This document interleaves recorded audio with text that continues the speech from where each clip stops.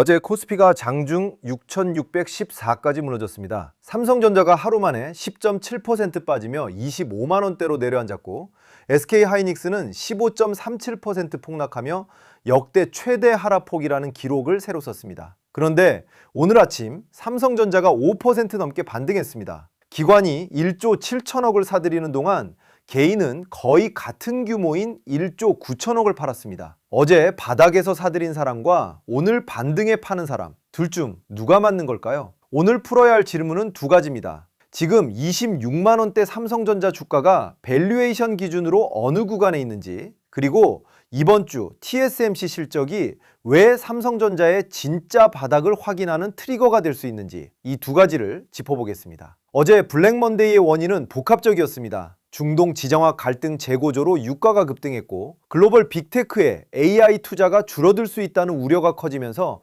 반도체 전반에 매물이 쏟아졌습니다. 코스피는 장중 6,614까지 밀렸다가 6,840선에서 마감했습니다. 그런데 오늘 한국과 달리 어제 미국 나스닥은 1.2% 오르는 혼조세로 마감했습니다. 국내 시장이 미국보다 훨씬 크게 흔들린 구조가 또 한 번 반복된 겁니다. 삼성전자는 지난 7일 2분기 영업이익 89조 4천억 원을 발표했습니다. 전년 동기 대비 1810% 증가, 3분기 연속 역대 최대 실적, 엔비디아와 애플의 역대 최대 영업이익도 넘어선 글로벌 민간 기업 분기 최대 기록이었습니다. 그런데 이 실적이 나온 7일 당일 삼성전자 주가는 오히려 9% 넘게 빠졌습니다. 역대급 실적에 주가가 폭락하는 세론 현상이었습니다. 그리고 어제 또 10.7%가 빠졌습니다. 오늘 오전 기준 기관이 1조 7,011억 원, 외국인이 2,537억 원을 순매수하는 동안 개인은 1조 9,219억 원을 순매도하고 있습니다. 어제 블랙먼데이에는 정반대였습니다. 외국인과 기관이 각각 1조 7,047억,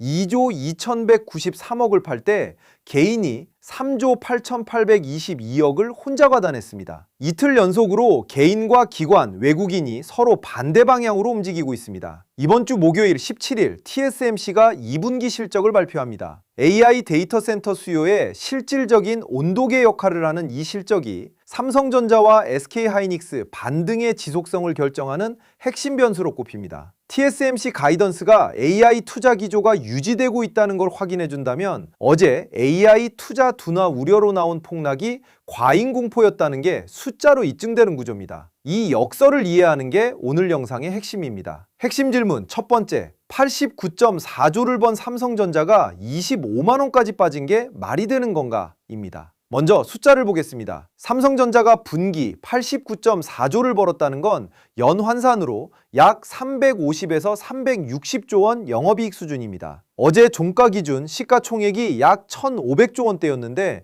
연간 영업이익 350조로 나누면 선행 PER이 약 4배에서 5배입니다. 이게 어느 정도냐면 제조업 중에서도 최하위 수준의 밸류에이션 구간입니다. 그런데 왜 주가는 빠졌을까요? 두 가지 이유가 있습니다. 첫째는 고점 대비 하락폭의 맥락입니다. 삼성전자는 지난달 19일 37만 4,500원으로 사상 최고가를 찍었습니다. 어제 25만 원은 그 고점 대비 32% 하락입니다. 실적이 아무리 좋아도 고점에서 산 투자자들의 차익 실현과 손절 매물이 동시에 쏟아지는 구간이었다는 거예요. 둘째는 피크 실적에서 다음은 어디냐는 우려입니다. 89.4조가 역대 최대라는 건 앞으로 이보다 더 높은 실적이 나오지 않으면 실망 매물이 나올 수 있다는 심리가 이미 반영되기 시작했다는 뜻이기도 합니다. 그런데 여기서 반론이 나옵니다. 현재 코스피는 완연한 과매도권에 진입했고 RSI 등 기술적 지표로 봐도 추가 하락 리스크보다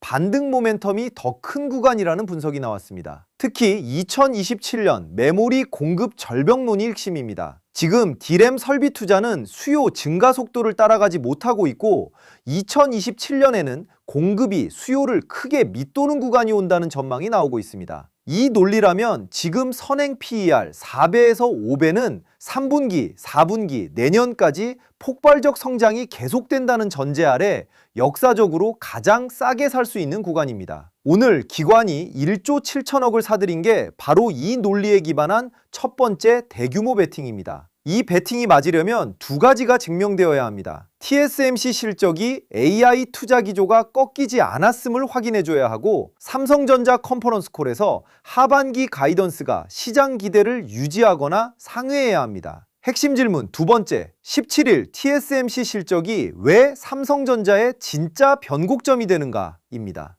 어제 블랙먼데이의 핵심 악재가 빅테크, AI 투자가 줄어들 수 있다는 우려였습니다. 이게 사실이면 HBM과 D램 수요 자체가 꺾이는 구조적 악재가 됩니다. TSMC는 엔비디아, AMD, 애플 등 빅테크의 칩을 생산하면서 AI 데이터 센터 투자 흐름을 가장 직접적으로 알 수 있는 위치에 있는 회사입니다. TSMC가 하반기 AI 수요 강세를 확인하는 가이던스를 내놓으면 어제의 우려가 과잉 공포였다는 게 가장 권위 있는 출처에서 반박되는 겁니다. 반대로 TSMC가 가이던스를 하향하거나 AI 수요에 대해 신중한 톤을 낸다면 어제의 폭락은 공포가 아니라 현실을 먼저 반영한 것이었다는 해석이 됩니다. 이게 단기 이벤트가 아니라 구조적 재평가 포인트인 이유는 TSMC 실적이 삼성전자의 89.4조 실적이 일회성 피크인지 아니면 2년에서 3년 지속되는 슈퍼사이클의 중간 지점인지를 결정하는